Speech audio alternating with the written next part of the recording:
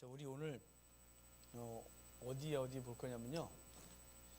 빌레몬서를 저번에 빼먹고 갔어요. 히브리서 할 때 빌레몬서가 너무 작아서 둘 다 하긴 또 너무 많고, 그래서 빌레몬서를 안 하고 넘어왔거든요. 그래서 오늘 빌레몬서하고 야고보서 두 개를 보려고 그래요.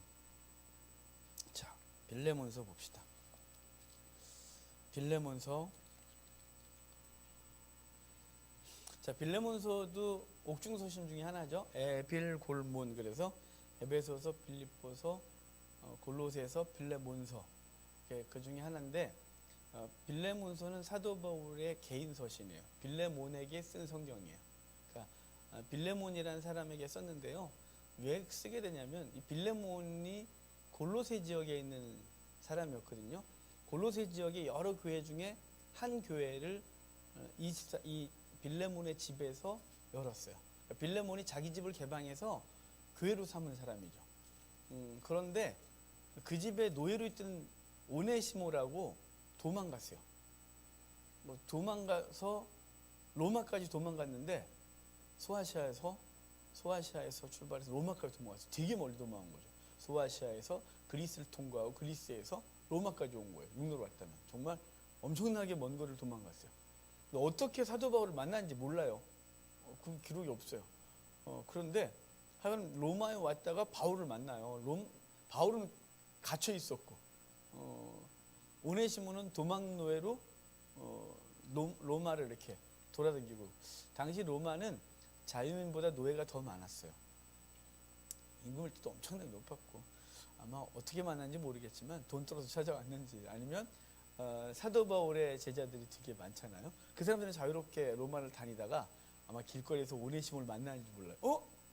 야, 너 빌레몬의 집에 노예 아니야? 너 여기 와 있어. 너 이놈 도망왔구나. 이래갖고 아마 잡아갖고 너 선생님한테 가야겠다. 이래갖고 선생님 만나게 했는지 그건 잘 몰라요. 그래서 그런 와중에 바울이 오네시모의 신앙을 훌륭하게 키워요. 오네시모가 주의 일을 해야겠는데 이 도망노예 신분으로는 아무것도 할 수가 없는 거예요. 신분을 자유민으로 만들어줘야 되겠는 거예요. 이 오네시모를. 그래서 오네시모의 손에 빌레몬서를 들려줘서 주인에게 갖다 주라고 시킨 거예요, 지금 거. 그러니까 어느 날 빌레몬이 차 한 잔 이렇게 탁 마시고 있었는데 갑자기 문을 씩 열고 대문을 들어오는데 도망노예 오네시모가 쑥 들어오면서 병 하나 줬어요. 그러는 거죠. 그러면서 너놈 시키? 그랬더니 이게 너무 시키? 그랬을 거야 아마. 장로님에서 안 그랬을래나? 그러니까 장로인지 아닌지 모르지만 이거 훌륭한데. 그러니까 놈 시키? 그랬겠죠? 그러니까 오네시모가 잠깐만요. 그래놓고 이거 딱 줘서 빌레몬이 이걸 읽는 거예요. 근데 빌레몬이 이 글을 읽는데 사도 바울은 본인이 항상 말할 때 내가 만나면 말을 잘 못하고 뭐 연약하고 그런데 떨어져 있으면 글이 강하고 막 이렇게 고린도 후서에서 사도 바울을 이렇게 약간 갈굴 때 썼던 얘기를 이런 표현 안 되는데 내가 이렇게 평소에 이런 말밖에 못 써서 큰일 났네요. 그래서 사도 바울이 받아서 그래 나 가까이 있으면 쫌쫌거리고 말도 못하는데 떨어져 있으면 강하고 그래 막 이렇게 말해줬어요. 사도 바울은 글에 진짜 능해요. 이 빌레몬서를 보면 빌레몬이 빠져나갈 방법이 없게 만들어놔요. 이 글이. 자, 한번 이 글을 좀 보면서 짧으니까 쭉 한번 읽으면서 갈게요. 사도 바울이 지금 빌레몬에게 오네시모 때문에 글을 쓰고 있어요. 그리스도 예수를 위하여 갇힌 자 된 바울과 및 형제 디모데는 우리의 사랑을 받은 자의 동역자인 빌레몬과 자매 아비아는 그의 부인이에요. 그러니까 동역자 빌레몬, 네 부인 아비아, 우리와 함께 병사된 아키포는 그의 아들이에요. 근데 왜 아키포를 병사됐다 그러냐면 순회 전도자가 돼 있는 상황이에요. 근데 아키포는 순회 전도자가 됐었는데 사실은 골로새서 맨 마지막을 보면 걔 쉬던 일을 빨리 하라 그래. 이렇게 말했거든요. 사실은 이 아키포가 순회 전도 사역을 하다가 집에 돌아와서 안 하고 있었어요. 그래서 골로새서에선 골로새 교회에 편지할 때는 야, 그 아키포 빨리 쉬던 거 빨리 하라 그래. 다시 하라 그래 라고 말했는데 여기 지금 빌레몬에게 뭔가 부탁해야 되는데 아들 잘못 건들면 기분 나빠서 안 할 거잖아요. 그래서 안부 인사만 하고 넘어가요. 그래서 함께 병사된 아키포와 내 집에 있는 교회에게 편지한다. 그러니까 빌레몬이 자기 집을 개방한 거예요. 그리고 그의 아내는 뒷수발을 돕고 사람들 오면 섬기고 수발하고 그랬고, 그의 아들은 은혜 받아서 순회 전도자가 됐고, 그러니까 신앙의 명문 가정이지 사실은. 그렇게 편지한다고 하면서 하나님 우리 아버지와 주 예수 그리스도로부터 은혜와 평강이 너에게 있을지어다. 내가 항상 내 하나님께 감사하고 기도할 때 너를 말한대요. 내가 항상 너 이름 불러가면서 기도해. 그죠? 자, 주 예수와 및 모든 성도에 대한 내 사랑과 믿음이 있음을 들음이니 이로써 내 믿음의 교제가 우리 가운데 있는 선을 알게 하고 그리스도께 이르도록 역사하느니라. 형제여, 성도들의 마음이 너로 말미암아 평안함을 얻었으니 내가 너의 사랑으로 많은 기쁨과 위로를 받았노라. 일단 4절부터 7절까지는 빌레몬의 신앙을 칭찬해요. 참 너 훌륭하다. 너의 소문이 나한테 들리고 참 그 믿음이 좋다고 내가 듣고 있다. 그래서 너 믿음 때문에 우리가 위로를 받았다. 이렇게 해서 빌레몬의 신앙을 칭찬해 놓고요. 8절 봐요. 이러므로 여기 이러므로가 중요해요. 너 신앙 좋잖아. 그래 내가 너 신앙이 좋아서 내가 하는 말이야. 내가 그리스도 안에서 아주 담대하게 내게 마땅한 일을 명할 수 있으나 도리어 사랑으로서 간구하노라 그래요. 그러니까 명령할 수 있지만 명령하지 않고 난 너한테 간구한대요. 이 간구란 말이 참 그렇죠. 간절히 구해. 응? 나이가 많은 나 바울은 지금도 예수 그리스도를 위하여 갇힌 자 되었대요. 갑자기 사도 바울이 동정 모드로 가요. 이렇게 나이 많다. 나 늙었는데 나 지금 감옥에 갇혀 있어. 그런데 그 중에 갇혀 있는 중에 아들 하나 낳았대요. 그가 오네시모죠. 그 낳은 아들을 오네시모를 위하여 내게 간구하노라. 이미 뭐 끝났죠. 왜냐면 나 감옥에 늙어서 나무 감옥에 갇혀 있는데 내 감옥에서 아들 하나 낳았어. 걔가 오네시모야. 오네시모는 빌레몬의 도망 노예예요. 그런데 그 오네시모가 내가 낳은 아들이래요. 아드님한테 잘해줘야 돼요.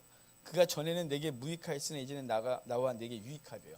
자, 오네시모라는 이름의 뜻이 뭐냐면 유익한 자라는 뜻이에요. 오네시모라는 이름 자체가. 그러니까 이 오네시모라는 이름은 이름을 보고 알 수 있는 건 얘는 태생 노예예요.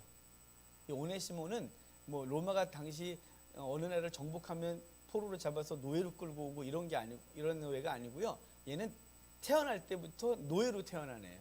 그래서 주인이 노예로 태어난 그에게 오네시모라는 이름을 많이 줘줬어요. 주인들이. 왜냐하면 집안에 유익을 끼치라고. 그 유익한 자라는 이름은 노예 이름이에요. 전통적인 노예 이름. 우리 뭐 돌쇠, 마당새, 갑자기 이도령, 방자 뭐 이런 거 있잖아요. 우리가 갖고 있는 그 종 이름 있잖아요. 느낌 갖고 있는. 이게 지금 오네시모는 태생 노예 이름이에요. 전통적으로. 그러니까 빌레몬이 이름을 져준 거죠. 그런데 유익한 자가 들어가 했는데 얘는 빌레몬에게 유익하지 않았어요. 여기 도망갈 정도의 노예면 있을 때는 얼마나 그렇게 또 그랬겠어요. 불순종하고 뺀질거리고 버티고 덤비고. 그러니까 이 똑똑하고 자기의지 강한데 태어날 때부터 노예가 됐는데 얼마나 열받는 애겠어요. 그러니까 도저히 못 찾겠다 싶으니까 돈 훔쳐갖고 도망간 사람이에요. 그러니까 빌레몬에게 있어서는 유익하지 못한 존재였죠. 바울이 말하는 거예요. 내가 전에는 너한테 무익한 자였지만 이젠 너와 내게 유익한 자가 됐다. 오네시모 그 이름대로 됐어.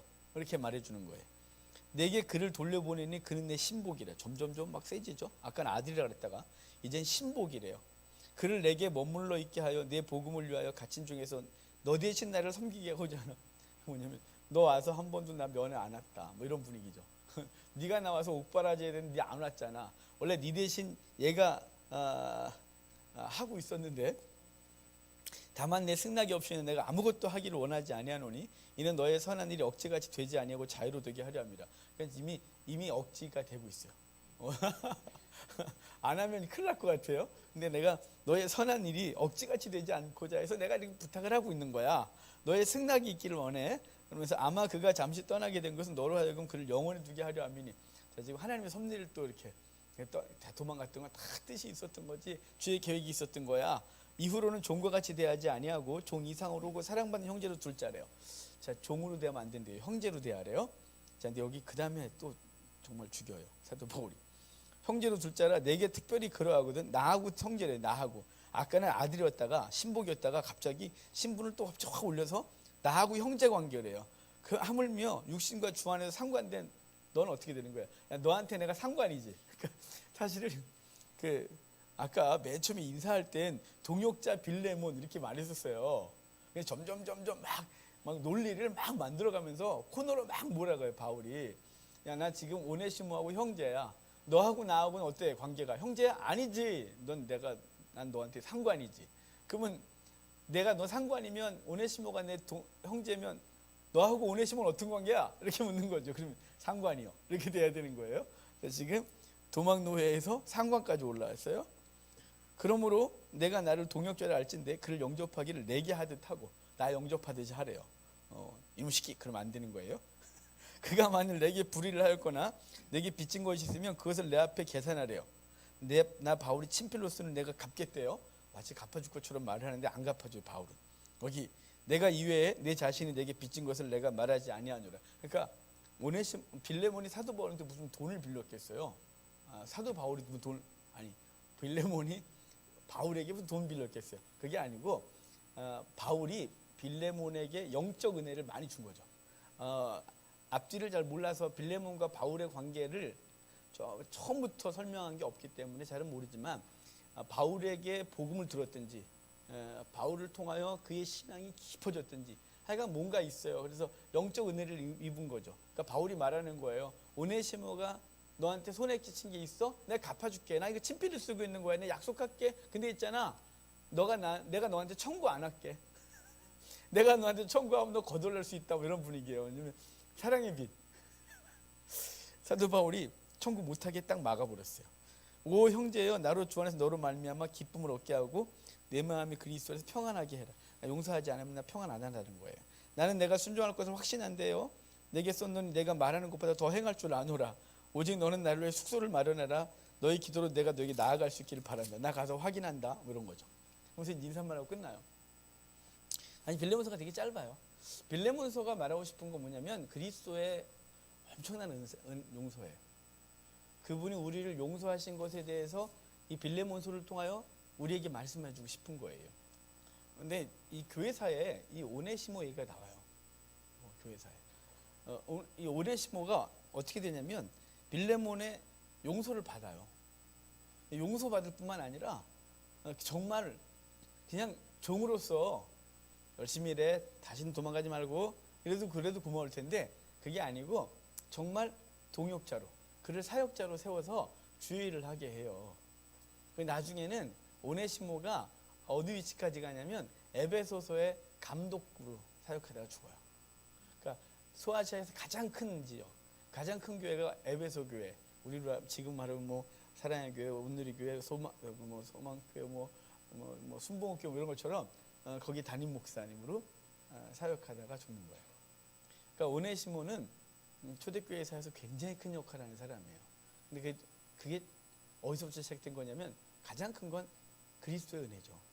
그리스도의 용서, 그리고 사도 바울의 사랑, 그리고 빌레몬의 기꺼이 낮아짐으로 그를 형제로, 사역자로, 상관으로 모시는 그 겸손함과 용서가 오네시모를 하나님의 나라에서 일을 하게 하는 엄청난 사람으로 만들어요.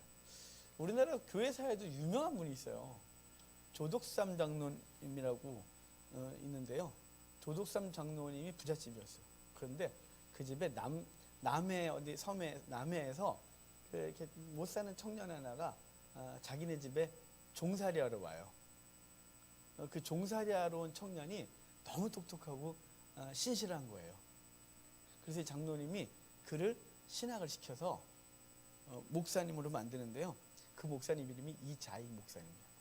그래서 그를 모셔서 장로님이 자기 집의 종이었는데 그를 목사님으로 만들어 목사님으로 섬기는 정말 아름다운 모습이 우리 이 빌레몬과 오네시모 같은 관계가 조덕삼 장로님과 이자익 목사님이라는 관계 속에서 교회사에서 이렇게 있어요. 정말 아름다운 관계죠.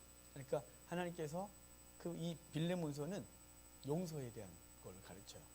하나님의 용서, 그리스도 용서, 바울의 그 엄청난 사랑, 그 빌레몬이 기꺼이 모든 걸 내려놓고 그를 용서하고 그를 하나님의 사람으로 세워서 결국은 초대교회사에 아주 유명한 사역자, 감독으로서 일을 하다가 죽는 사람이 되죠. 자, 빌레몬서 이렇게 하고요. 자, 오늘 야고보서까지 봅시다. 자, 야고보서예요. 난 때 같으면 이것만 하고 끝날 텐데요. 양평에서 여기까지 왔는데 이걸 뭔가를 좀 더 많이 해야 될 것 같아서 항상 그 엄청난 부담을 갖고 있어요. 황 집사님네 이제 출산하고 그러면 조금만 할 거예요. 엄청난 부담을 좀 제가 벗어버리고 저 야고보서 좀 봅시다. 우리 지난주에 히브리서 했고요. 오늘 야고보서까지 오늘 볼 거예요. 야고보서 예수님의 동생 야고보가 써요. 이 야고보는 또 뒤에 유다서 있잖아요. 그 유다서의 저자 유다도 예수님의 동생이에요. 그러니까 예수님의 친동생들이 성경 저자 2명 있는 거예요. 야고보 그리고 유다.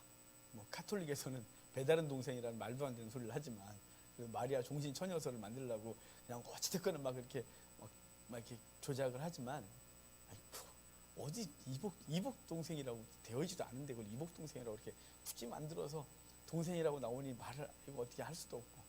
하여간 그런데요. 예수님의 친동생들 야고보와 유다예요. 그 야고보가 이 야고보서를 쓰는데요. 야고보는 언제 죽냐면 여러분 연표 갖고 계세요? 자, 연표 한번 보실 로마 연표를 보셔야 돼요. 연표 보세요.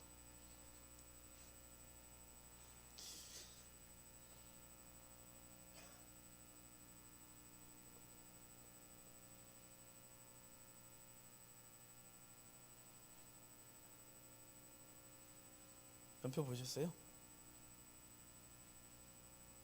자, 그 우리 로마 말고 좀 이쪽으로 봐야겠네. 자, 유다 쪽 연표 보세요. 그 유다 맨 뒤에 보면 하늘색으로 박스가 아예 그냥 총독들을 순서대로 쭉 써놨어요. 그죠? 그 헤롯 아켈로 밑에 코포니우스, 엠비블로스, 아니누스 푸포, 이름도 제빵 어려워요.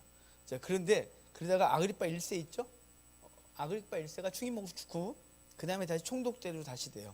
근데 거기 쭉 오다가 안토니오 벨릭스, 풀시우스 베스토, 푸세이우스 알비누스, 게시우스 플로루스 이렇게 있죠. 유대가 멸망할 때의 마지막 왕이 플로루스예요. 마지막 총독이. 그런데 그 앞에 알비누스, 베스토, 벨릭스 이렇게 순서가 되죠. 자, 지금 야고보가 어떻게 순교를 하냐면 그 벨릭스 베스토 있잖아요. 벨릭스 베스토는 우리가 익숙해요. 사도 바울이 가이사랴에 갇혔을 때 3번 신문을 당하거든요. 총독 벨릭스, 그다음 벨릭스가 이 사건에 대해서 완결하지 못하고 총독에서 해임되고 베스토가 와요.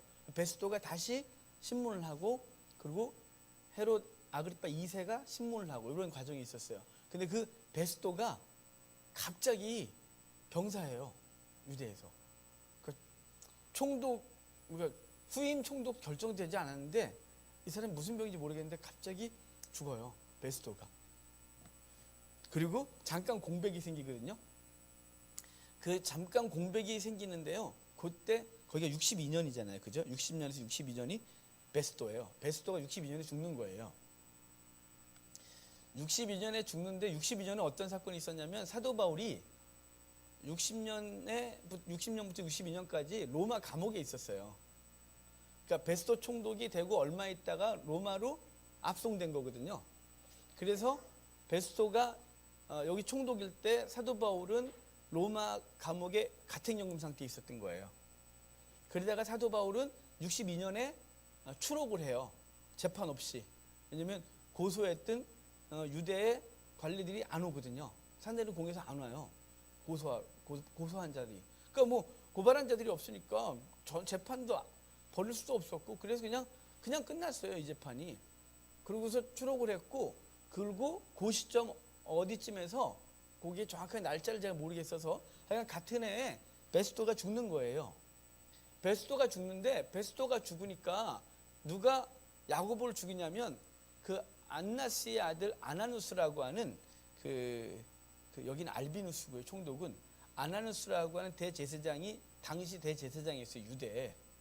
그가 예수님을 못 박아 죽일 때 대제사장이었던 안나스, 그 장인 안나스의 아들이 아나누스인데, 그 아나누스가 당시 그 대제사장이었어요. 근데 야고보가 사람들한테 존경을 너무 받는 거예요. 그러니까 이미 그러면 기독교가, 우리 말하는 기독교, 당신 나사렛파 박해를 당했었는데 어떻게 멀쩡하냐면, 헤롯 아그리파 1세가 충이 먹고 죽으면서 정치적 박해가 딱 끊어져요. 더 이상 못하는 거예요. 무서워서. 왜냐면 야고보 죽이고 베드로 죽였다고 가둬놨었는데 갑자기 밤에 새벽에 사라져 버렸어요. 감옥에서. 그랬다가 헤롯 아그리파 1세는 여러분 그러다가 확 충 먹고 죽고, 그러니까 야 이거 안 되겠다. 잘못하면 이게 하나님께서 싫어하시는 것 같다 싶으니까 더 이상 기독교도들을 정식으로 박해를 못해요. 근데 이미 모든 사도들과 사람들은 다 떠났거든요. 근데 누가 예루살렘 교회를 지키냐면 야고보가, 예수님의 동생 야고보가 예루살렘 교회를 계속 지키는 거예요. 근데 야고보가 지킬 수 있었던 건 뭐냐면 당시 유대인들이 야고보의 신앙을 존경해요. 야고보가 나사렛파일 뿐, 왜냐면 시간이 지나면서 나사렛파도 그냥 유대교의 한 분파로 인정을 하는 거예요. 주 70년 이전까지 그냥 회당에서 나사렛파가 함께 이렇게 있는 거예요. 그러면서 예루살렘의 야고보가 사람들에게 다 존경받는 거죠. 야고보의 별명이 뭐냐면요, 낙타무릎이 야고보의 별명이에요.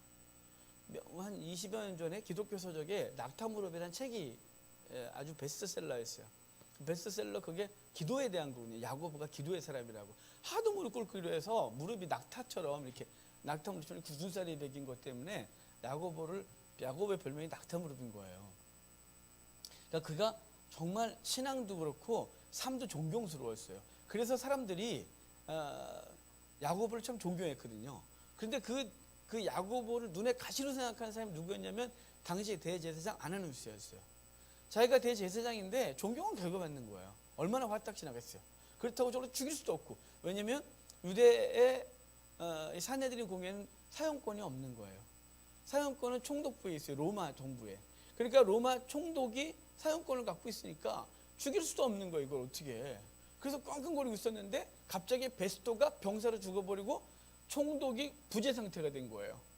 그리고 얼마 있다가 알비누스가 부임해서 오거든요. 그 공백 사이에 이 아나누스가 거짓 증인을 세워서 야고보를 하나님 못 얻겠다 그래갖고 야고보를 돌로 쳐 죽여요. 그래서 예루살렘에서 예수님의 동생 야고보는 돌에 맞아 죽은 거예요. 62년 요 사이에. 그러니까 거기 베스토와 알비누스가 올 사이, 베스토 죽고 알비누스가 오는 그 기간 동안 야고보는 돌에 맞아 죽었어요. 알비누스가 와갖고 이걸 보고 봤습니다. 왜냐면 어찌됐거나 예루살렘 안에서 이 돌로 사람을 때려 죽인 사건이니까 이거 당연히 새로운 총독에게 보고해야 되겠죠. 그래서 알비누스가 그걸 보고받고 대제사장 아나누스를 폐위해서 고울 지방으로 아예 유배를 시켜버려요. 그래서 그 집안이 대제사장으로서 역할을 끝나게 되는 사건이 이 야고보의 순교 때문에 그래요.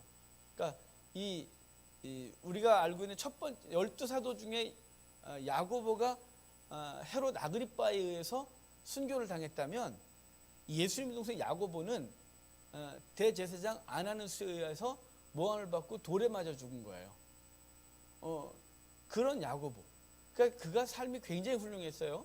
신앙이라는 게 삶을 신앙이라고 그러는데 어쨌든 간에 좀 이분법으로 얘기하면 그의 영적 생활도 존경스러웠지만 그의 거룩한 삶, 말씀대로 살아가는 삶이 존경스러웠어요.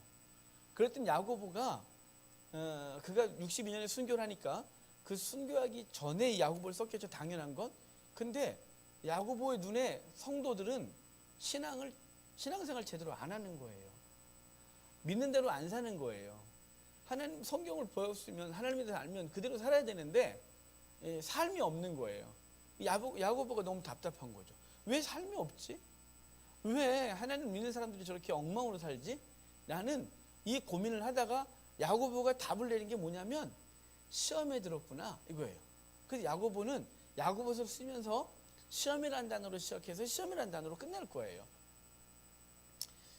종종 야고보서와 갈라디아서는 충돌이 일어난다 그러거든요. 그래서 종교개혁자 루터는 야고보서를 지푸라기라 그랬어요. 지푸라기 성경 복음이라고. 왜냐하면 행위를 자꾸 얘기를 하니까. 갈라디아서는 복음 중에 복음인 거죠. 믿음으로 의롭게 되는 거니까. 사실은 그런데 그렇지 않아요. 지금 갈라디아서, 야고보서 이거는 충돌이 일어나는 성경이 아니고요. 서로 보완하는 성경이에요. 갈라디아서는 사도 바울이 1차 전도 여행 갔다 와서 첫 번째 쓴 성경이 갈라디아서인데요. 그 갈라디아서는 아직 예수님에 대해서 제대로 알지 못하는 기초 신앙인들에게 기초적인 믿음을 가르치는 게, 초보적인 믿음을 가르치는 게 갈라디아서예요. 믿음으로 구원받는다예요. 그게 갈라디아서예요. 야고보서가 기록될 때는 이미 초대교회가 생긴 지 20년이 훨씬 넘은 시점인 거예요. 예수님이 주 30년경에 순교하셨대네. 예수님이 주 30년경에 십자가에 달려 돌아가시고 교회가 세거든요. 그리고 지금 야고보가 이 글을 쓸 때가 약 한 60년경이라면 약 30년 정도의 교회가 시간이 흐른 거예요. 그래서 크리스찬들이 이미 기초적인 신앙은 다 갖고 있는 거예요. 그런데 기초 신앙을 알고 있는데, 믿음으로 의롭게 되는 건 아는데, 그것에 근거하여 거룩한 삶을 살지 않는 것을 야고보가 거룩한 삶을 강조하고 있는 게 야고보서인 거니까, 갈라디아서는 기초적인 믿음을 강조하는 거고, 야고보서는 그 이후에 거룩한 삶에 대해 강조하고 있는 거예요. 이게 부딪히는 게 아니에요. 사도 바울도, 그래서 바울의 후반기 서신들을 보면 아는 것과 믿는 것이 하나 되고, 그럼 너희가 초보의 신앙을 버리고 이제 맨날 부드러운 것만 먹는 신앙 아니라 좀 강한 것도 먹는 신앙 되고, 뭐 이런 식의 딱딱한 것도 먹을 수 있는 신앙이 되라고 하는 것은, 그게 뭐 믿음으로 구원받는 거 외에 또 다른 신앙이 있냐? 아니죠. 믿음으로 구원받는 걸 아주 기초적인 신앙이라고 말하는 거예요. 부드러운 거 먹을 수 있는 신앙. 하지만 그걸 기초로 하여 더 강력한 신앙, 이제 그 삶의 그 거룩한 삶을 살아가는 그런 성도의 삶을 얘기를 하거든요. 바로 야고보서가 그 거룩한 삶에 대해서 강조하고 있는 거예요. 기초를 깔아놓고. 그러니까 믿음으로 구원받는 걸 부인하는 게 아니에요. 믿음으로 구원받은 사람은 어떻게 살아야 되느냐, 이걸 강조하고 있는 거예요. 그런데 제가 아까 말씀드렸죠. 야고보서는 시험으로 시작했다가 시험으로 끝난다고. 자, 뭐 그 부분만 먼저 보고 중간 얘기 볼게요. 자, 2절 봐요. 여기 1절에 하나님과 주 예수 그리스도의 종 야고보는 흩어지는 12지파에게 문안한다. 여기 12지파는 유대인 12지파가 아니에요. 야고보가 말하는 12지파는요, 모든 믿는 사람들이에요. 이 12지파는 유대인의 12지파가 아니에요. 이런 사상은 점점 계속해서 커져요. 상징성이. 그래서 나중에 요한계시록에 가면 새 예루살렘은, 성도의 공동체는 12지파, 12사도, 12지파를 기초로 하고 문으로 하고 세워지는, 그걸 기본으로 하여 공동체가 세워지는 걸 얘기를 하거든요. 그러니까 이건 12지파는 유대인에게 말하는 게 아니라 모든 성도를 얘기를 하고 있는 거예요. 문안한다. 내 형제들아, 너희가 여러 가지 시험을 당하고는 온전히 기쁘게 여겨라. 이제 시험을 당하는 거죠. 이는 너희 믿음의 시련이 인내를 만들어내는 줄 너희가 알미라. 자, 여러 가지 시험이 뭘 갖고 오냐면 시련이 있대요. 고난이 있다는 거죠. 그러니까 이게 참 우리에게 주어진 일상의 삶이 시련이 있어요. 그러니까 이걸 잘 감당하셔야 되는데, 하여간 여기 4절에 인내는 온전히 이루라. 이는 너희로 온전하고 구비하여 조금도 부족함이 없게 하려 합니다. 자, 지금 여러 가지 시험의 결과는 뭐냐면 온전한 성도 만드는 거예요. 여러 가지 시험이 목적한 바는 성도를 성도되게 하는 거예요. 그게 없으면 성도가 성도될 수 있는 훈련 과정이 없는 거예요. 그러니까 우리는 인간적으로 아무 일 없는 걸 복이라 그래요. 그렇죠? 아무 일 없는 걸 복이라 그러죠. 아주 평탄한 삶, 순탄한 거. 그렇죠? 어느 누가 굴곡 있는 삶을 원하겠어요. 어느 누가 자기 자식들에게 어려운 시간들 경험하게 하고 싶겠어요. 근데 그거는 우리의 욕심이고요. 정말 하나님께서 우리를 향하여 계획은 그 모든 과정을 통해서 온전한 성도를 만드는데 그 과정들을 필요로 하세요. 그러니까 그걸 인정해야죠. 여러 가지 시험을 당하지만 기쁘게 여겨라. 왜냐하면 너희가 온전한 신앙이 될 거다. 5절에 너희 중에 누군지 지혜가 부족하거든 모든 사람에게 후히 주시고 꾸짖지 않으신 하나님께 구하라. 그러면 주시리라. 여기 어떤 지혜일까요? 여러 가지 시험을 당했을 때 그것을 버티는, 그 시험을 이기는 지혜를 말하는 거예요. 그 시험을 이겨서 이제 신앙을 흔들린 신앙을에서 이렇게 돌아서지 않게 하는 그게 여러 가지 시험을 만났을 때 지혜가 필요하다는 거죠. 그걸 이기려면 그럴 때마다 기도하라는 거예요. 그러면 그는 꾸짖지 아니하시고 후히 주신대요. 왜 꾸짖지 않는다 그러냐면 넌 어떻게 맨날 그럴 때마다 나한테 그러니? 이렇게 하지 않는다는 거예요. 그 시험에서 시험에 딱 부딪히면 너무 힘이 드니까 하나님 이길 수 있도록 해주세요. 하나님 이걸 어떻게 감당할까요? 라고 해서 기도를 하면 주님께서는 꾸짖지 않으신데 전에도 그런 일이 있었는데 또 기도하니 너는? 이렇게 말 안 하고 그때도 또 그 시험을 감당할 지혜를 어떻게 감당할 수 있는지에 대한 지혜를 주신다 이 말이에요. 여러분 그러니까 우리는 육신의 감정과 욕구에 충실하시면 안 돼요. 육신의 감정과 욕구는 우리로 하여금 철저히 하나님과 대적하게 해요. 하나님의 뜻대로 살아가지 못하게 해요. 우리의 육신의 욕구와 감정은요, 우리가 하고 싶은 대로 하게 하는 거예요. 그리고 그것이 만족되면 좋대요, 자기가.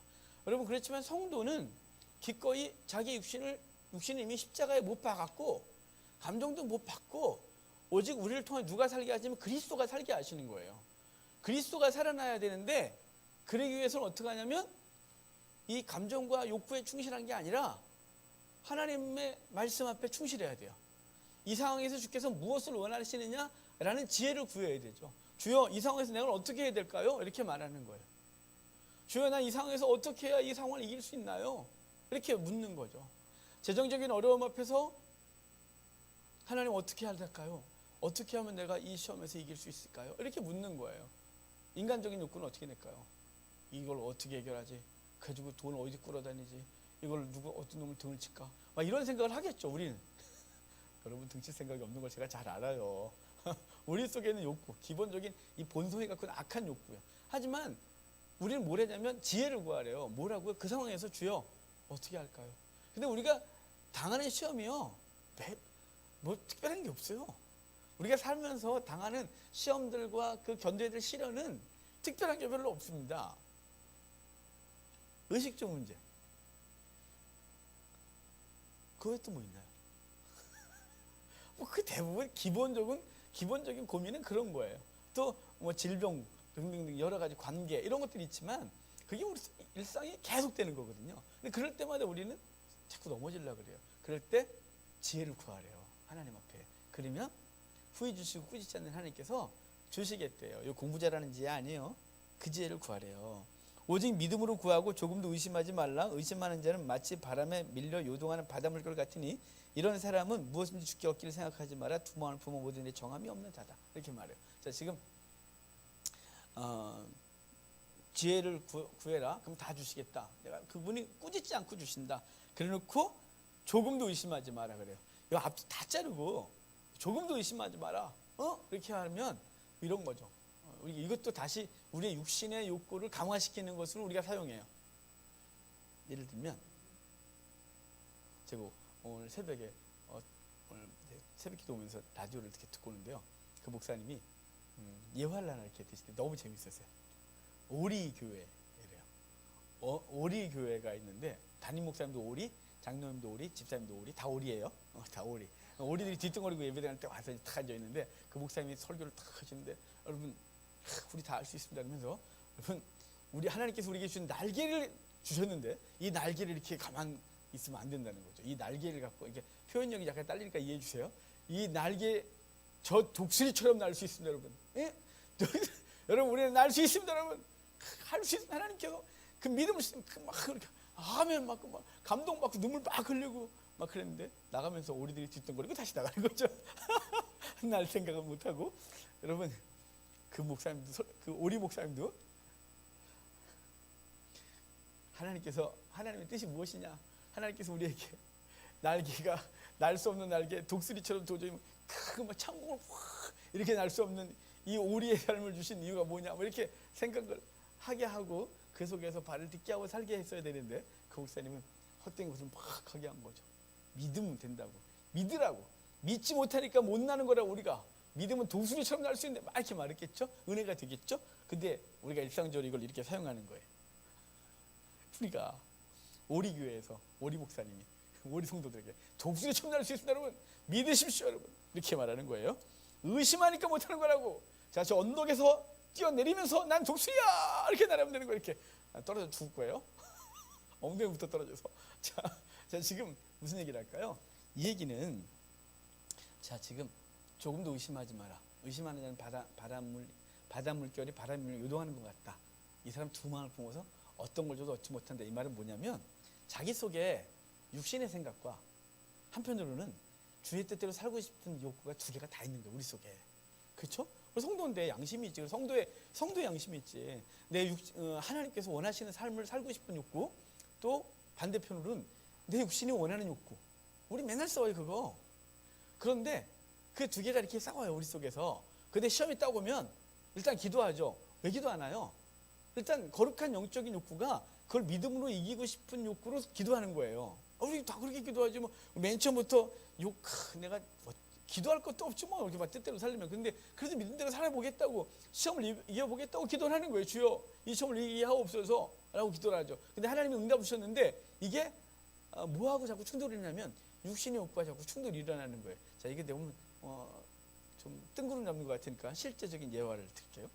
자 지금 만약에 이게 황금으로 만든 컵이라고 합시다. 자 황금으로 만든 컵이 있는 거예요. 이거 제 거 아니에요. 그런데 딱 봤더니 탑이 너무 나는 거예요. 아무도 없어요. 여기 우리 CCTV 교회가 여러 개 있지만 하나도 없어요. 없고 아무도 없어요. 저거 내가 집어가지고 가면 되겠는 거예요 이거. 근데 갑자기 육신의 욕구는 저걸 훔쳐가야지 그러는데 제 속에 거하신 성령께서 요구하시는 거 뭐냐면 그러면 안 되지 이거죠. 시험에 든 거예요 지금. 제 욕심과 가는 뜻 가운데서 저걸 어떻게 해야 되나. 근데 하나님께서는 이러는 거죠. 보지 마. 주여 저거 탐욕이 생깁니다. 주여 내가 이기하옵소서. 주여 내가 이겨야 됩니다. 막 그랬더니 주님께서 보지 말거라 라고 감동을 주시는 거예요. 그럼 이렇게 안 봐야 되는데 꼭 그거 뭐 있나요? 한번 좀 보기만 하고 그 다음 주여 그래서 보기만 할게요. 했더니 또 하나님 말씀 주세요. 만지지 말거라. 그런데 꼭 만진다고 하면 큰일 날 것도 없는데 주여 이렇게 만져보는 거죠. 점점 자꾸만 하나님이 이래저래 자꾸 주시는데 자꾸 욕구는 그대로 순종하고 싶지 않은 거예요. 왜냐하면 자기 속엔 탐욕이 계속해서 그걸 포기할 수 없는 거예요. 그래서 말하는 거예요. 넌 두 마음이 있어. 내가 너한테 어떤 응답을 줘도 닌 자꾸 딴 방법이야. 다른 은혜 주세요. 다른 거예요. 결국은 뭘 달라 그럴까요? 가져가. 이 응답이 올 때까지 결코 이 시험에서 벗어날 수가 없는 거예요. 지금 너는 두 마음을 품고 있어. 한쪽에선 주의 뜻대로 살고 싶은 거 막 고맙다 야. 그런데 너는 더 강력하게 역사하는 게 네 욕심대로 하고 싶잖아. 그리고 기도해놓고 주여 영적 양심이 있으니까 주여 내가 시험 이기게 하옵소서. 그래서 이기는 방법을 끊임없이 줬는데 너네는 이렇게 자꾸 타협하면서 결국은 가져 라고 할 때까지 네가 그러고 있잖아. 너는 내가 어떤 응답을 줘도 너는 안 돼. 바람에 밀려 요동하는 바다 물결 같아서 너는 어떤 응답을 주든지 너는 결국은 응답을 못 받는데요. 왜냐하면 두 마음을 품어 모든 일에 정함이 없기 때문에 이쪽도 저쪽도 아니래서 너는 계속해서 그러고 있대요. 자 지금 여기서 무슨 얘기할까요? 시험 당하면 시련이 있는데 그 시련 인내를 이기면 훌륭한 신앙이 된대요. 그런데 그 결과는 좋지만 과정이 너무 어려우니까 그거 이기려고 뭐 하래요? 기도하래요.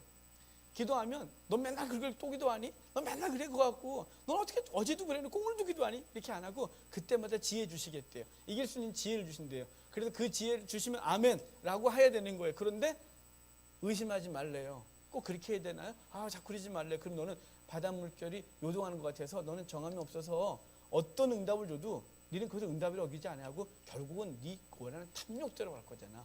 결국은 시험에 지는 거지 네가. 이렇게 말할 거란 말이에요. 자 그러면서 이제 낮은 형제는 자기 높음을 자랑하고 부한 자는 자기의 낮아짐을 자랑할지니 이는 그가 풀의 꽃과 같이 지나감이라. 해가 돋고 뜨거운 바람이 불어 풀을 말리면 꽃이 떨어져 그 모양이 아름다움이 없어지나니 부한 자도 그 행하는 일에 이와 같이 쇠잔하리라. 좀 밑도 끝도 없이 좀 앞뒤가 뭐지 이거?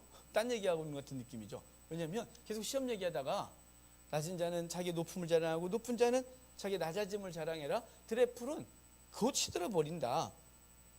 아름다움도 없다. 부자도 이와 같이 사라질 거다 이렇게 말하는 거예요. 왜 갑자기 부와 가난을 얘기할 거야? 인간에 있어서 사람이 이 땅을 살면서 가장 많은 시험을 당하는 건 재물이기 때문에 그래요. 이 뒤에 이제 그 재물과 관련된 얘기를 많이 해줄 거예요. 그러니까 재물이 없으면 낙담해지는 거죠. 가난하니까. 근데 가난한 너희는 너의 높음을 자랑하래요. 무슨 얘기냐면 내가 비록 세상에서는 아무것도 없어도 하나님께 나를 성도 삼아 주시고 자녀 삼아 주시고 하나님 나를 유업으로 얻는 것, 그거 자랑하래요. 그래 나 이런 존재야.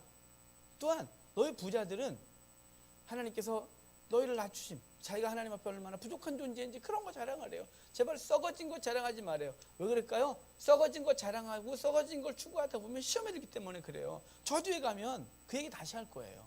여러분, 그러므로 우리가 뭘 자랑스러워하고 추구하느냐에 따라서 우리가 시험에 들고 안 들고가 결정이 되어져요. 그러니까 우리 사람마다 다 다른 게 있잖아요. 자기가 갖고 싶은 게 있어요. 다른 것도 다 내려놓는데 그것만큼 내가 꼭 이렇게 포기 못하는 어떤 게 있어요, 인간마다. 뭐가 있지? 뭐 이것저것 다 탐욕스러웠어 제가. 이 집사님은 장비 욕심이 나시죠? 오직 요새 생각이 그 장비, 눈을 감아도 그 장비, 눈을 떠도 그 장비, 그거 사고 싶다. 그거 하나 있으면 내가 지금 더 좋은 가구, 그냥 그러겠죠? 뭐가 있을려나요? 남들은 잘 모르고 이 집사님 워낙 이렇게 요새 같이 얘기 고민하고 기도하고 그러면서 저는 워낙 많아요. 그런데 자, 지금 다른 건 다 잘 넘어가다가 그 문제에 있어서는 잘 안 돼요. 우리 인간이 뭐든지 다 탐욕이 있는 거죠. 근데 그 문제를 이렇게 그런 걸 내려놓지 못하면, 그런 것을 자꾸 하다 보면, 어떤 하나에 자꾸 집착하다 보면 다른 걸 다 못 봐요. 그리고 결국은 그것을 얻는 방법을 찾아내게 되고, 우리 인간이 갖고 있는 본성이 그래요. 그래서 다 허무하대요. 다. 그러므로 이제 하나님 앞에서 이 시험에 대한 얘기를 하면서 쭉 부와 가난함이라는 얘기를 했어요. 자, 12절부터 봐요. 시험을 참자는 복이 있다. 이런 시련을 견디는 자가 주께서 자기를 사랑하는 자들에게 약속하신 생명의 면류관을 주신대요. 자, 시험을 이기면 생명의 면류관을 주는데, 여기 시험을 참는 자 그러는데요. 계속해서 시험이라는 단어가 계속 나오잖아요. 시험이라는 단어는요, 헬라어로 페라스모스 그래요. 이 페라스모스가 3T를 다 갖고 있어요. 템테이션, 트레이닝, 테스트. 그러니까 우리 이걸 일반적으로 뭐가 템테이션이고 유혹이고, 뭐가 우리를 이렇게 흔들어 보시는 거고, 뭐가 훈련이냐? 여러분, 이걸 어떤 것이라고 정의하기 힘든 게, 우리 일상의 삶이 다 어떨 때는 그게 훈련이고, 어떨 때는 그게 나를 흔들어 보는 거고, 어떨 때는 사단이 그걸 통해 유혹을 하고, 동일한 환경을 갖고서 일하는 게 달라요. 사단은 우리를 넘어뜨리려고 그런 환경을 이렇게 하고, 하나님은 우리를 훈련시키는 걸로 그런 과정을 거쳐요. 또한 어느 시점에서 이제 그 훈련, 동일한 상황을 접하게 하지만 그걸 통과하느냐 못 통과하느냐를 테스트하세요.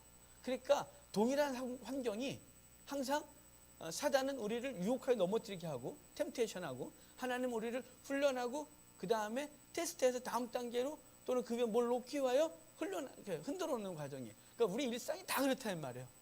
그걸 칼참을 해요. 뭐예요? 육신의 욕구하고 하나님께서 원하시는 것 사이에서 잘 싸워 이기래요. 14절 봐요. 오직 각 사람이 시험을 받는 것은 자기 욕심에 끌려 미혹된다. 하나님은 아무도 유혹하지 않는데요. 여기서는 유혹, 템테이션으로 써요. 한정적으로. 그러니까 자기 욕심에 끌려 넘어지는 거지. 언제 하나님이 너한테 이렇게 그랬냐. 다 이렇게 환경 앞에서 자기 욕심이 우리를 넘어지게 하는 건데, 우리의 욕심 때문에 우리는 근심이 많아져요. 사실은 우리의 욕심이, 우리 좀 냉정하게 봅시다. 여러분, 지금 우리가 갖고 있는 욕심을 내려놓으면 지금 우리가 지금 살아가고 있는 환경이 그렇게 죽을 환경인가? 아니잖아요. 그렇지 않겠어요? 개집에서 안 주무셔 보셨잖아요. 노숙 안 해보셨잖아요. 그래서 최소한 한 2끼는 드시지 않아요? 한 끼는 늦잠 자서 못 드셨고, 한 끼는 아점으로 드시고, 한 끼는 자기 전에 참이라도 먹어요. 여러분, 옷이 없으신가요? 생각해보면요, 우리의 탐욕을 내려놓으면 우리 그렇게 부족한 게 없어요. 왜 우리가 고통스럽다고 하고 삶이 막 그러냐면, 우리의 탐심이 채워지지 않기 때문에 그게 고통으로 느껴지고, 그게 시험거리가 되어져요. 그러니까 냉정하게 항상 우리를 객관화시켜서 이렇게 보면, 우리가 약간 좀 삶에 대해서 약간 힘들고, 삶에 약간 삶의 불평이 나오려고 할 때, 이걸 우리를 객관화시키고 딱 보면 우리 괜찮아요. 정말 괜찮은 거예요. 여러분, 우리 그래도 우리 요즘 쓸데없는 소리를 우리 헬조선이지만 아니 헬조선 우리 헬조선이라면 어떻게 해요? 우리 그래도 세계에서 10대 안에 다 들어요. 경제规模보다. 하루에 3끼 먹는 나라 별로 없어요. 하루 3끼 먹으니까 아무나 3끼 먹는 줄 알고 그러시는데 저 어려운 나라들 동남아 가면 3끼 먹는 나라가 거의 없어요. 없어요. 저 중동 3끼요? 무슨 3끼를 먹어요. 걔네는 지금 당장 먹을 것도 없어서 죽기 살기도 모르고 앉아있고. 신앙의 자유요? 언론의 자유요? 여러분 우리는 엄청난 나라에 살고 있는 거예요. 근데 우리는 이상하게 자꾸 세뇌됐어요. 우리 스스로 막 못 살 것 같은 느낌. 이게 다 과한 탐욕 때문에 그래요. 이 과한 탐욕이 우리로 하여금 삶의 만족도를 떨어뜨리고 하나님 은혜를 다 잃어버리게 했어요. 그래서 여기 그러니까 우리에게 주어진 많은 것들은 우리 일상이 때로는 테스트로, 때로는 유혹으로, 때로는 트레이닝으로 주어져요. 근데 그 과정들을 잘 이기는 거죠. 14절 온갖 좋은 은사와 온전한 선물이 다 위로부터 빛들의 아버지로부터 내려오나니 그는 변함도 없으시고 회전하는 그림자도 없다. 이 말을 잘 기억하셔야 돼요. 모든 좋은 것은 위로부터 온대요. 반대는 뭘까요? 이 땅의 것들은 좋은 게 없다 이런 뜻이에요. 이 땅의 것들은 좋은 게 없는데 우리는 관심이 어디냐면 이 땅의 것에 있어요. 모든 좋은 것은 빛들의 아버지로부터 위로부터 온다. 그건 회전하는 그림자도 없다는 건 뭐냐면 변하지 않는다 이 말이에요. 우리는요 회전하는 그림자를 갖고 있어요. 이 땅의 것들은. 그러니까 지금 바울은 이 야고보는 해가 떠갖고 쭉 이렇게 두면 우리 그림자가 빙 돌지 않습니까? 이렇게. 그러니까 이걸 회전하는 그림자. 시간이 세월이 지나면 우리가 오늘 제일 괜찮았다고 여겼던 것들이 아무것도 아니고 오늘 그 정말 삶이 너무 힘들고 죽을 것 같았는데 어느 날 보니까 또 그 삶을 통해서 우리가 대단히 서 있고 뭐 이런 과정들이 있는 거예요. 그러니까 우리로 하여금 오늘 이 땅의 것들은 우리를 때로는 막 흥분시켰다가 때로는 막 떨어뜨렸다 막 이렇다는 거죠. 그렇지만 진짜 좋은 건 이 땅의 것이 없다 이 말이에요. 오직 위로부터 온다, 빛들의 아버지로부터 온다라는 걸 야고보는 저 뒤에가 다시 할 거예요 얘기를. 자, 그러므로 이 땅의 것에 시험 들지 말라라고 말해줘. 일단 이렇게 해놓고요. 맨 마지막에 한번 볼까요? 5장 19절을 봐요. 자, 지금 야고보는 시작을 시험이라는 단어로 시작했어요. 시험이라는 말로 계속 시작했고 중간에 시험에 대해서 구체적으로 이야기를 할 거예요. 어떤 시험, 그리고 그것을 어떻게 이기는지, 성도는 어떻게 해야 되는지 얘기를 할 거고 5장 19절에 내 형제들아 너희 중에 미혹되어 진리를 떠난 자를 누가 돌아서게 하면 너희가 알 것은 죄인을 미혹된 길에서 돌아서게 하는 자가 그의 영혼을 사망에서 구원할 것이며 허다한 죄를 덮을 것이라 그래요. 자, 지금 미혹된 길에서 돌아서게 하면 그러니까 너만 시험에서 이기는 게 아니라 내 주변의 형제 자매들이 유혹을 받아. 템테이션. 그러니까 페라스모스. 그러니까 유혹을 받아서 넘어지고 있으면 그를 건져내래요. 이게 아니야. 이렇게 살면 안 돼. 그게 온전하지 않아. 이 땅에 것은 회전하는 그림자가 있어서 그게 오늘 제일 가치가 있는 것 같아도 아무것도 아니야 그거. 이렇게 해서 그를 건져내려. 그러면 그 영혼을 건진 거래요. 자, 지금 시작을 시험이라는 단어로 시작해서 맨 마지막에 시험이라는 단어로 끝내는 거예요. 너는 너뿐만 아니라 주변도 회복시키라고 말하는 거죠. 자, 그럼 그 중간에 있는 얘기들이 시험에 우리가 왜 어떤 시험에 들고 넘어지느냐 이 얘기를 해줄 거예요. 아주 심플한 얘기예요. 다 19절부터 27절까지는요 말에 대한 얘기래요. 그래서 내 사랑하는 형제들아 너희가 알지니 사람마다 듣기는 속히하고 말하기는 더디하며 성내기를 더디하라. 사람이 성내는 것이 하나님의 의를 이루지 못한다. 말하기를 더디하고 성내지 말아요. 성내는 것이 의를 이루지 못한대요. 다 경험하셨죠? 승질을 내갖고 덕이 든 게 하나도 없죠? 돌아서면 후회하지 않아요? 내가 왜 그랬을까? 한번 참을걸. 이게 우리가 못된 본성이 욱 하면서 그러면 이제 어떻게 수습이 안 되는 상황이 벌어지는 거죠. 그러니까 말하기는 더디하고 성내기 더디해라. 성내는 것이 하나님의 의를 이루지 못한다. 그러면서요. 자, 21절 봐요. 어떻게 이기는지 얘기를 해줘요. 그러므로 모든 더러운 것과 넘치는 악을 버리고 너희 영혼을 능히 구원할 바 마음에 심어진 말씀을 온유함으로 받으라. 자, 지금 그 말을 듣기는 속히하고 말하기는 더디하고 성내기도 더디해라. 그러므로 너는 어떻게 하라고요? 하나님의 말씀을 온유함으로 받으래요. 하나님의 말씀을 온유함으로 받으라는 건 이 온유란 말이 착하게 부드럽게 이런 뜻이 아니에요. 온유란 말은 이 헬라어의 온유란 말의 뜻은 뭐냐면 야생마가 훈련된 상태로 온유라 그래요. 그러니까 막 지멋대로 막 살던 이 말이 그냥 그 어떤 조련사에 의해서 훈련된 상태를 온유 이렇게 말하는 거예요. 자, 지금 온유함으로 말씀을 받으려면 뭘까요? 말씀, 신앙으로 훈련된 그 기준을 가지고 하나님의 말씀을 아멘 이렇게 받으라는 거예요.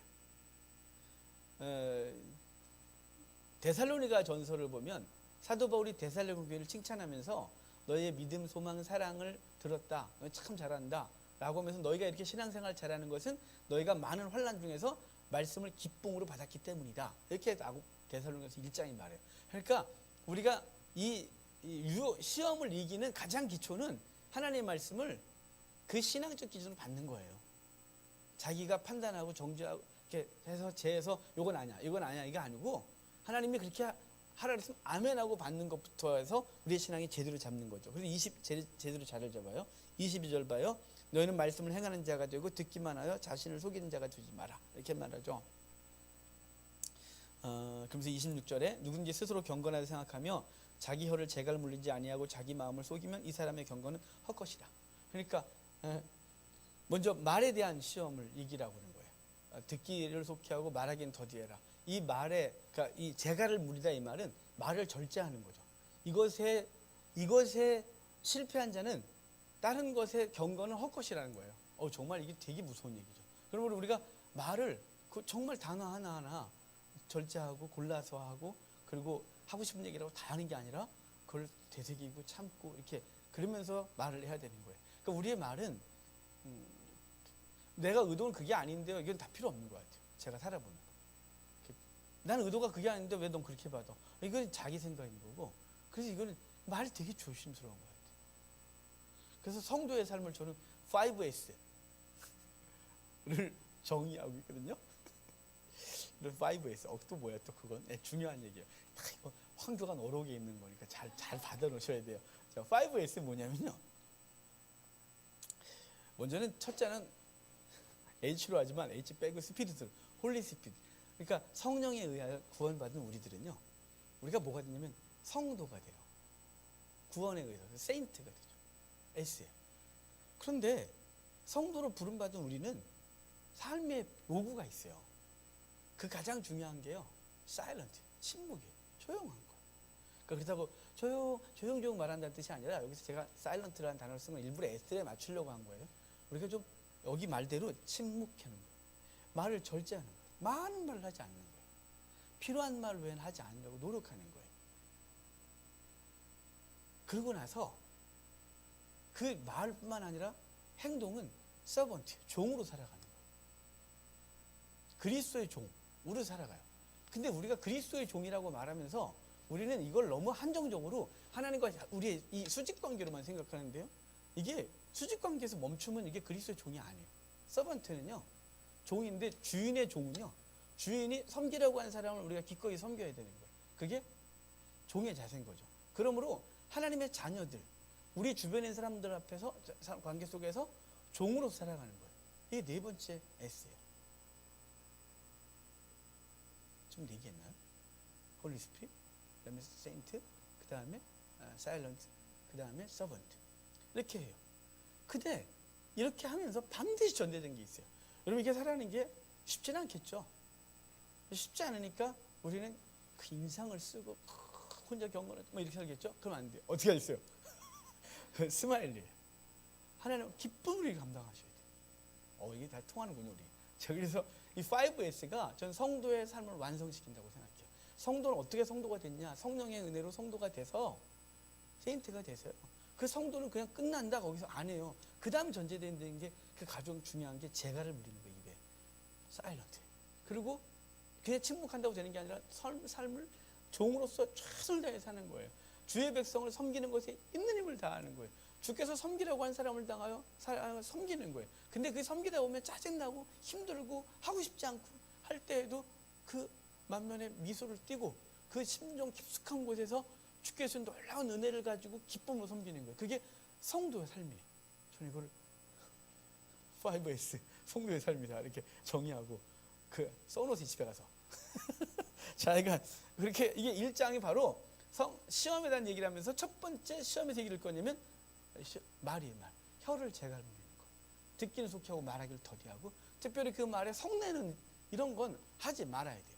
우리가 그동안 쌓았던 모든 덕을 한 방에 날려버리는 이 못된 게 우리 속에 있습니다, 여러분. 그 후회되잖아요. 내가 왜 그랬을까? 여러분, 그러기 위하여 이 5S를 기억하셔야 돼요. 자, 2번, 2절. 2장은 차별이에요, 차별. 1절에 그러잖아요. 너희가 내 형제들의 영광의 주 곧 우리 주 예수 그리스도에 대한 믿음을 너희가 가졌으니 사람을 차별하여 대하지 말아요.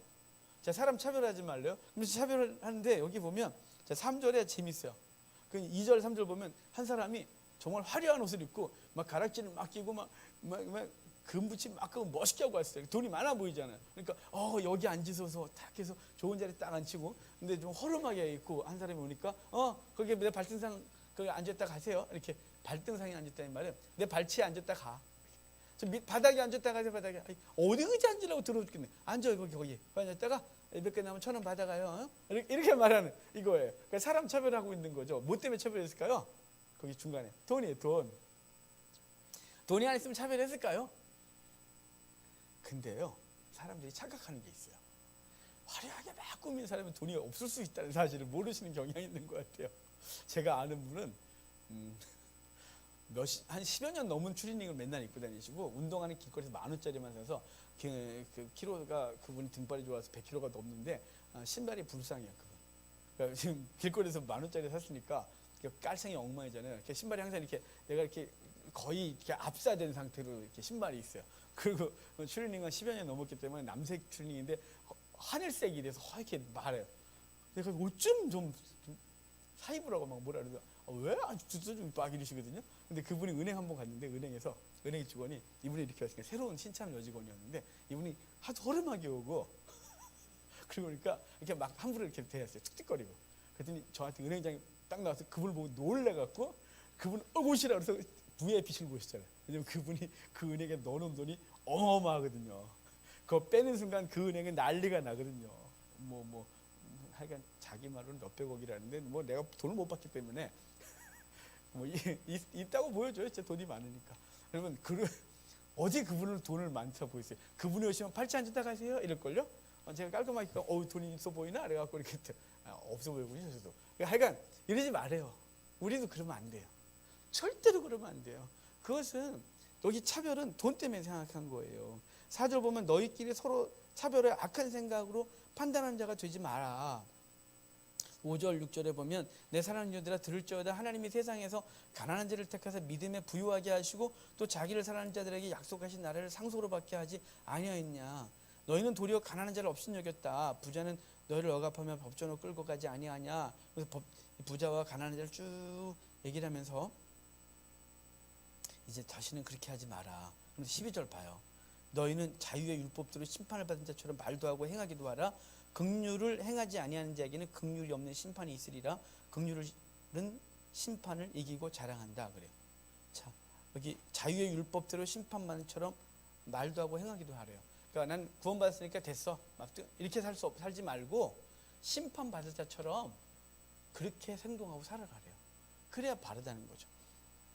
그래서 14절부터 26절까지 거기 아까 4절에 여기 2장 시작하면서 차별하지 마라. 뭐 때문에? 돈 때문에. 그래서 14절이 계속 연결된 얘기거든요. 내 형제들아 만일 사람이 믿음이 있노라 하고 행함이 없으면 무슨 유익이 있냐? 그 믿음이 네 장의를 구원하겠냐? 만일 형제나 자매가 헐벗고 일용할 양식이 없는데 옷 입어 밥 먹고 다녀 이렇게 하면 어떻게 그를 구원하겠네요. 네 옷 벗어주고 밥 한 끼 사주고 그렇게 해주는 거래요. 자, 그러면서 15절 이와 같이 행함이 없는 믿음은 그 자체가 죽은 것이다. 18절 어떤 사람은 말하기를 너는 믿음이 있고 나는 행함이 있으니 행함 없는 내 믿음을 내게 보이라. 나는 행함으로 내 믿음을 내게 보이리라 래요. 자, 지금 무슨 얘기냐면 믿음은 행함으로 증명되는 거예요. 그러니까 이 세치어의 믿음이 좋은 게 아니고요. 삶을 보면 알아요. 그가 말하는 것과 행동이 같다. 그럼 믿음이 좋은 거예요. 아, 참 믿는 대로 사네. 그런데 세치어는 막 말하는데 삶이 없다. 이 정말 아는 거예요. 이 사람. 그래서 행함으로 내 믿음을 보여주겠다. 귀신들도 하나님에 대해서 알고 떤대요. 그러면서 21절부터 두 명의 믿음에 대한 얘기를 해요. 아브라함은 믿음으로 의롭게 됐지만 무엇으로 증명했냐면 22장 아들을 바침으로 창세기 15장에서 믿음으로 의롭게 됐거든요.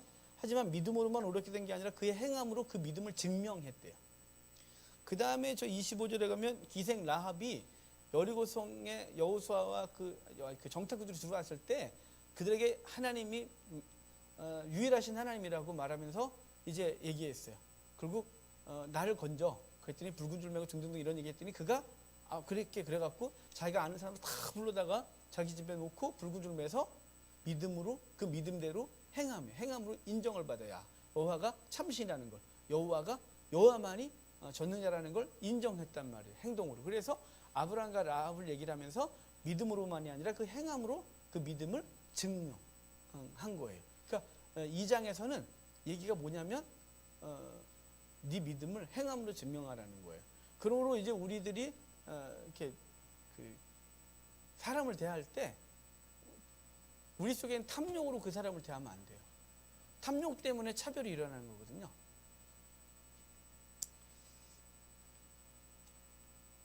이 얘기를 하면 이제 좀 부끄러운 사람도 있을 것 같은데요. 제가 이제 청담동으로 우리 교회가 옮기고 나서 만나는 사람들이 가끔 쓸데없는 소리를 해요. 저 그 소리 하면 정말 별로 안 좋거든요. 뭐냐면 이래요. 아유, 청담동 성도들은 다르죠? 뭐가요? 아유, 우리 동네 10명보다 거의 1명이 나요. 뭐가요? 뭔지 알죠? 재정 수준, 헌금 수준이 낮다는 말이에요. 우리는 몇 천원짜리 한두 개 있는데 거기는 뭐 빵빵히 넣으셔서 그런 분도 있고 없는 분도 있고 뭐 그런데 왜요? 그런 데 가서 그래. 제가 그 소리를 너무 싫어요. 여러분, 영혼의 가치는요, 하나님 보시기에 똑같아요. 시골의 할머니나 청담동의 사장님이나 영혼의 가치는 하나님 앞에서 차이가 하나도 없어요. 근데 우리는 뭐에 차별을 두고서 우리가 그거에 대해 곧바로 본능적으로 생각을 하고 그런 얘기를 자꾸 하냐면 돈에 있어서 느낌이 다른 거예요. 너네 성도는 헌금 빵빵하게 하지. 빵빵하게 하는 분도 있고 안 하는 분도 계시고 그게 중요하지 않아요. 예, 헌금을 좀 해주셔가지고 교회가 운영이 되고 할 일을 좀 하죠. 하지만 그거 중요하지 않아요. 우리가 자꾸 그런 생각을 하고 있기 때문에 우리 속에 본능이 본성적으로 그런 게 자꾸 튀어나와서 우리도 모르게 차별하고 있는 거예요. 사실은 그 말이 차별하고 있는 거예요. 절대 그런 얘기는 우리 입 밖에서 나오면 안 돼요. 그런 얘기를 들으면 제가 좀 편한 사람한테는 그런 소리 하지 말라고 이렇게 말하고, 좀 제가 편하지 않은 사람한테는 아유 네, 그리고 말 다른 데로 막 돌려요. 제가 그 소리 더 하는 게 너무 불편해요. 그런 얘기는. 여러분, 그러면 안 돼요. 우리는 하나님 앞에서 정말 한 영혼의 가치, 그래서 그것 때문에 차별하거나 그러면 절대로 안 됩니다.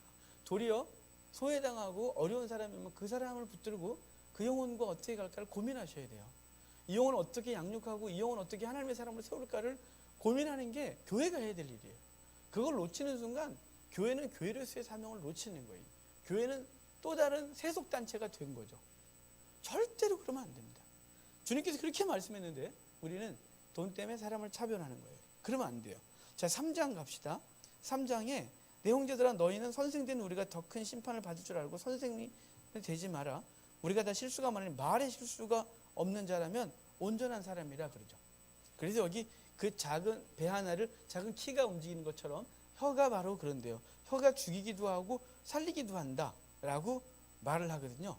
그러면서 우리 혀를 잘 먹여야 되는데 그 한 입으로 8절, 9절, 10절 보면 그 혀 하나로 이게 사람을 죽이기도 하고 살리기도 하고, 혀로 저주를 말하기도 하고 그 똑같은 혀로 찬송을 하기도 하고, 정말 말도 안 되는 짓을 하고 있다 이 말이에요. 그러므로 우리 혀를 정말 잘 제갈먹이고 다스려야 해요. 너무 어렵지만, 혀를 다스리는 게 너무 어렵지만 그거 하셔야 돼요. 13절, 너희 중에 지혜와 총명인 자가 누구냐? 그는 선행으로 말미암아 지혜의 온유함으로 그 행함을 보일지라. 그러나 너희 마음속에 독한 시기와 다툼이 있으면 자랑하지 말라. 진리를 거스러 거짓말하지 마라. 이러한 지혜는 위로부터 내려온 것이 아니요 땅 위의 것이요 정욕의 것이요 귀신의 것이다. 그죠? 아까 1장 17절에 모든 좋은 것은 위로부터, 빛들의 아버지로부터 온다 그랬어요. 근데 너희가 지금 그 말을 하고 막 이렇게 그런 싸우고 다투고 하는 건 다 이 땅의 것, 사단으로부터 온 거다. 탐욕으로부터 임한 거다. 이것 때문에 너희가 다투고 싸우고 말을 함부로 하고 거짓말하고 그리고 사기치고 이러고 있다 이 말이에요. 그러므로 그지 말이에요. 17절 봐요. 오직 위로부터 난 지혜, 또 위로부터 온다 그랬죠. 첫째 성결, 다음은 화평, 관용, 양순, 긍휼, 선한 열매가 가득하고 편견과 거짓이 없나니 화평하게 하는 자들은 화평으로 심어 의의 열매를 거둔다. 그러니까 다투지 않는데 왜 다퉈요? 다투는 건 탐욕 때문에 다투는 거예요. 탐욕이 없으면 안 다퉈요. 줄 서다가 이렇게 누가 새치기 하면 막 뒤에서 막 싸우는 사람이요. 사실은 자기가 거기 가고 싶은데 못해서 그런 거래요. 저요. 운전하다가 막 끼어들고 막 못 참는 건 내가 빨리 가야 되는 저놈이 아우 저기 이래갖고 다투는 거죠. 사실은 욕심을 내려놓으면 다툴 이유가 하나도 없습니다. 없어요. 빵이 많으면요 안 싸워요. 뭐 먹고 남을 때 그럴 때 싸우겠어요. 근데 빵이 적으면 싸워요. 10명인데 빵이 8개다. 이젠 큰일 났어요. 둘은 못 먹을 거거든요. 그때만 싸워야죠. 그거 먹어야 되니까. 이걸 8개 갖고 10명이 나눠 먹을 생각을 고민하면서 할 생각은 안 하고 나는 먹어야 돼. 이것 때문에 싸우는 거예요. 그래서 땅의 지혜는 다툼을 일으키고요. 하늘의 지혜는 화평을 이룬대요. 그러면 저 위로부터 온 지혜를 가지고 우리는 오늘 살아야 하는 거예요. 그 야고보가 왜 삶이 없니? 라고 할 때 그 삶이 없는 거에 대해서 이렇게 조목조목 얘기를 하면서 그 성도의 거룩한 삶을 어떻게 살 수 있느냐 이 얘기를 이렇게 해주는 거죠. 그래서 4장 1절 봐요. 왜 싸우는지 거기 나오잖아요. 너희 중에 다툼이 다툼이 어디로부터 나느냐? 싸움과 다툼이요. 너희 지체 중에서 싸우는 정욕으로부터 나는 것이 아니냐 그래요. 정욕 때문에 싸운대요. 3절 봐요. 구하여도 받지 못하면 정욕으로 쓰려고 잘못 구하기 때문이다. 우리 기도하는 것들이 정욕을 위하여 기도하는 게 진짜 많아요. 4절 가늠한 여인들아 세상과 벗던 것이 하나님과 원수가 됨을 알지 못하느냐. 가늠한 여자들은 그냥 여자가 말하는 게 아니에요.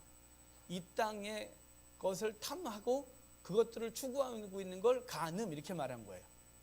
나중에 이것이 점점 발달해서 요한계시록 음녀 이렇게 표현해요. 우리가 이게 음행, 세상과 음행하는 거예요. 여러분 이거 가늠한 여인들은 남자 얘기 아니고요. 이 땅의 것에 연연하고 그것 때문에 승질을 부리고 그것 때문에 탐심을 부리고 그것 때문에 싸우고 그것 때문에 다투고 있는 그 사람들. 그거에 마음을 뒀기 때문에 하나님과 관계 속에서 깨져 있는 거예요. 하나님께 마음을 두면 그것들은 아무것도 아닌데 우리가 사실은 그것에 마음을 뒀기 때문에 여기가 관계가 깨져 있는 거죠. 이해가 되십니까? 자, 지금 불륜 그러면 본 배우자와 관계가 이게 원활하지 않고 여기 제3자하고 막 이러고 있고 여긴 깨져 있는 거예요. 여기. 그래서 지금 하나님하고 세상과하고 지금 여기서 말하고 싶은 여기가 있는 거예요. 우리가. 그래서 우리에게 가늠한 여인들아 이렇게 말하는 거예요. 세상 것에 마음을 두고 세상 것 때문에 좌절하고 세상 것 때문에 싸우고 세상 것 때문에 아각거리고 우리가 그런 본능을 하루에도 몇 번씩 드러내요. 우리 속에서. 근데 그걸 믿음으로 절제시키고 그리고 하나님 말씀을 아니지. 그래서 영적 이성이 작동해서 우리는 그것들을 이렇게 내려놓는 훈련들을 좀 해야 되는데 우리가 그렇지 않죠. 왜냐면 탐욕을 부려 그걸 얻어내면 일시적으로 기쁨이 있거든요. 얻어내면 기쁨이 있어요. 이기면 마치 세상을 더 얻은 것 같은 거예요. 여러분 그렇지만 그건 땅의 거래요. 땅의 거. 그거는 우리를 넘어지게 하는 거예요. 5절 봐요. 너희는 하나님이 우리 속에 거하게 하신 성령이 시기하기까지 사모한다는 말씀을 헛된 줄로 생각하느냐. 주님이 우리 속에 시기한대요. 성령이. 왜 시기해요? 딴 사람 보고 있으니까. 재물에 마음이 가 있으니까 그분이 시기가 일어나는 거예요. 성공에 명예에 가 있으니까 그분이 시기가 일어나는 거래요. 그러지 말아요. 7절 볼게요. 그러지 너희는 하나님께 복종할지어다 마귀를 대적하라. 그러면 너희를 피하리라. 마귀를 대적하는 게 뭐예요? 조그맣까 세상 것에 마음 주지 않는 거예요. 탐욕에 끌리지 않는 거예요. 그것이 우리를 끌려고 할 때 대적하래요. 사단아 물러가라. 사단아 날 더 이상 유혹하지 마. 그것들이 내게 기쁨을 주지 못해. 가라. 이렇게 하는 거예요. 이렇게. 그러니까 대적하는 거예요. 그것들이 아니라고 대적하는 거예요. 그것이 자꾸 이렇게 마음을 두면 넘어지고 대적하래요. 그러면 사단이 너희를 피한대요. 세상이 너희를 피한대요. 세상이 더 이상 우리를 어찌할 수가 없는 존재가 되는 거죠. 히브리서 말씀대로 세상에 감당할 수가 없는 존재가 되는 거예요. 그것과 관계가 없으니까 세상을 어떻게 할 수가 없는 거예요. 8절에 하나님을 가까이 하라. 그리하면 너희를 가까이 하시리라. 주인들아 손을 깨끗하게 하라. 두 마음을 품은 자들은 마음을 성결하게 하라. 아까 두 마음 나왔죠. 아까 1장에 시작하면서 아무것도 받을 생각하지 마라. 너희는 두 마음을 품은 자들이다 라고 말했어요. 한 마음은 하나님 편에 서려고 하는 마음, 한편으로는 그 탐욕을 추구하는 마음. 그래서 두말 품은 자들을 마음을 성결하게 하라. 슬퍼하며 애통하며 울지어다 너희 웃음을 애통으로 너희 즐거움을 근심으로 바꾸라. 이 말은 우리가 재난을 당한다는 게 아니라 육신에 대해서, 육신의 삶과 이 땅의 것들에 대해 기꺼이 절제하다 보면 힘이 들고, 그래서 그것을 얻었을 때 웃음보다 차라리 슬퍼하고 근심하고 이런 존재가 되래요. 이렇게 얘기를 하고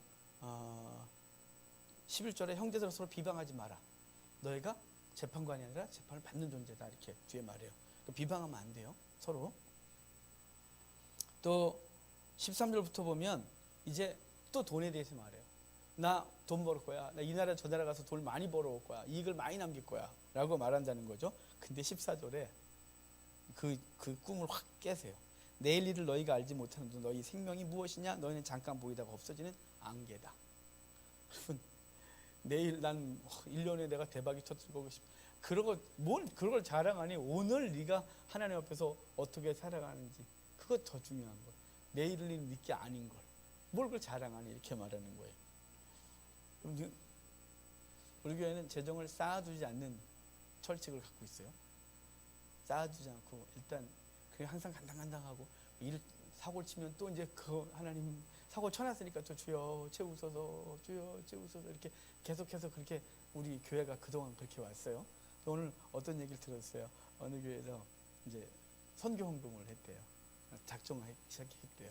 그 교회에서 어떤 분을 파송해놓고 자 그분을 위해서 우리 각자 선교합시다. 그래서 이제 딱 계좌해서 헌금을 했대요. 했는데 교회 측에서 그분에게 반을 보내고 반은 미래의 선교 헌금이라고 이렇게 디파짓 해놨대요. 그 얘기를 듣고 순간적으로 훅 했어요. 선교 헌금을 모아? 우리 교회도 건축 헌금도 못 모았던 걸 우리 집사님들이 제발 건축 헌금 좀 모아요 목사님. 그래서 그럽시다. 건축 헌금만 우리가 그거는 목적 헌금으로 따로 놔둬서 그건 안 거느지만 다른 것들은 그냥 이렇게 그러는데 그걸 선교 헌금을 모은대서 그걸 모아요? 생명 건지는 일인데 생명 건지는 일을 내일로 미루고 그 돈 언제까지 모을지도 모르면서 계속 모으고 그 돈 빨리 써서 영혼 건져야 되는데 그걸 모아? 말도 안 돼. 내가 막 그랬어요. 화가 나서. 여러분 오늘 우리에게 주어진 삶을 오늘 최선을 다하셔요. 내일 없어요. 내일 없어요. 내일 없는데 내일 뭐 해보겠대요. 내년에 좀 하겠대요. 내가 성공해서 뭐 하겠대요. 거짓말하지 마요. 오늘 주일을 하지 않은 사람은 성공해서도 안 해요. 오늘 뭘 모아놓고 다음에 한다고요? 안 돼요. 선교헌금 모으는 게 아니에요. 그날 빨리빨리 선교 현장으로 보내야 돼요. 교회 헌금이요? 당연히 이것도 비록 해외 선교에 대해서 아까 그 선교 헌금이지만 우리는 뭐 때문에 교회가 존재하나요? 영혼 구원이요. 주의 나라 세우는 것 때문에 교회가 존재해요. 그래서 미래를 위해서 뭘 모으는 건 별 의미가 없어요. 오늘 우리에게 맡겨진 사명을 감당하기 위하여 그 재물을 어떻게 쓰는 게 지혜롭냐를 고민하고 그걸 빨리 집행해야 돼요. 뭐 내일 일을 몰라서 갑자기 교회 재정이 어려져서 교회를 큰일 났다, 뭐 잘못하면 뭐 교회 문 닫을 수도 있겠다. 상관없어요. 왜냐하면 주님이 그날 오실지 어떻게 알아요. 오늘 우리에게 주어진 건 다 해야 되는 거예요. 우리의 에너지 오늘 써야 되고요. 우리에게 주신 재물 오늘 써야 되고요. 우리에게 주어진 거 오늘 해야 되는 거예요. 그걸 뒤로 미루는 게 아니에요. 하나님 감동 주셨을 때 그것을 최선을 다해서 감당하는 거예요. 또 오해하지 마세요. 또 재산 다 바치려나 보다. 절대 저는 그런 거 되게 좋아하지 않아요. 우리에게 주어진 삶들도 오늘 우리의 가정도 하나님께서 우리에게 주신 가장 중요한 선교지예요. 그거 감당하셔야 되고요. 그리고 주님께서 마음을 주신 거에 대해서 그렇게 다음에요. 더 모아서 할게요. 더 모으면 안 모아져요. 그러니까 하나님 앞에서 원하시면 그에 대해서 해야 되는 거예요. 여기 뭐라 그래요? 너희는 잠깐 보이다가 없어지는 안개야. 근데 무슨 먼 나라가 돈을 많이 벌어다가 뭐 그러네요. 16절에 봐요. 이제도 너희가 허탄한 자랑을 하니 그러한 자랑은 다 악한 것이다. 그러므로 사람이 선을 행할 줄 알고도 행하지 않으면 죄니라. 오늘 내게 주어진 선 감당하셔야 돼요. 그게 선인 줄 알기 때문에 다음에 뭘 하겠다고 말하는 거예요. 우리가 선인 줄 알거든요. 그렇게 하는 게 바른 줄 알아요. 그래서 오늘 당장 하자니 뭔가 불편, 또 내가 좀 채워야 될 거 많고 내가 쓸 게 많고 내가 할 게 많으니까 다음으로 미뤄두는 거예요. 그게 선한 것을 알기 때문에 본성이. 근데 그걸 미루지 말아요. 그 선한 것을 오늘 최선을 다해서 감당하셔야 돼요. 그걸 하지 않는 것, 선을 알면서도 하지 않는 건 죄다 이렇게 말하는 거예요. 죄. 우리 탐욕이 그것을 이렇게 하고 있는 거예요. 우리의 탐욕이. 그러니까 하나님 뭘 원하시느냐라고 그래서 그분이 감동을 주시면 그냥 그날 움직이는 거예요. 이걸 이렇게 하잖아요. 미루잖아요. 그럼요. 우리 욕심이 커져서 이거를 안 하게 해요. 안 하게 해요.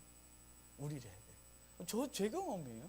그래서 마음에 감동이 되면 그럼 곧바로 가요. 곧바로 이렇게. 이게 이제 여기서 키우면 이게 거룩한 게 커지냐? 아니 이상하게 제 속에선 여러분은 모르겠어요. 거룩하시니까. 제 속에선 탐욕이 자꾸만 그걸 지배해요.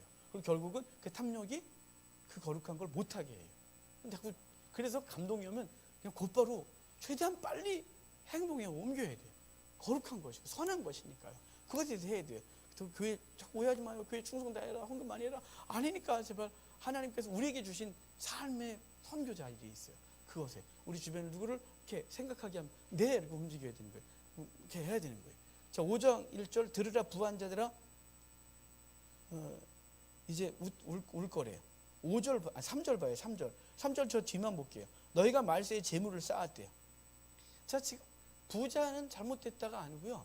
여기 부자가 여기 본문을 보면 이 부자들이 이렇게 할 걸 하지 않고 부자가 되는 사람들이 4절을 보면 추수한 품꾼에게 품삯을 주지 않았어요.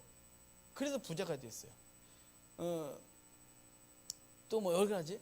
그러니까 여기는 악한 부자에 대한 거예요. 돈을 쌓는 게 목적이라서 그래요. 이 사람은. 그러니까 이런 사람들을 네가 이 말세에 재물을 쌓았다. 왜냐면 그 재물 갖고 네 일하는 종 정말 잘해 이 사람 주의 사람 만들고 뭐 이래야 되는데 이 말세에 영혼 건질 때 그 도리어 영혼 망가뜨리고 재물을 쌓는데 너네가 빨랐다. 그러므로 심판을 받을 거라고 말하는 거예요. 7절 봐요. 그러므로 형제들아 주께서 강림하시기까지 길이 참으라.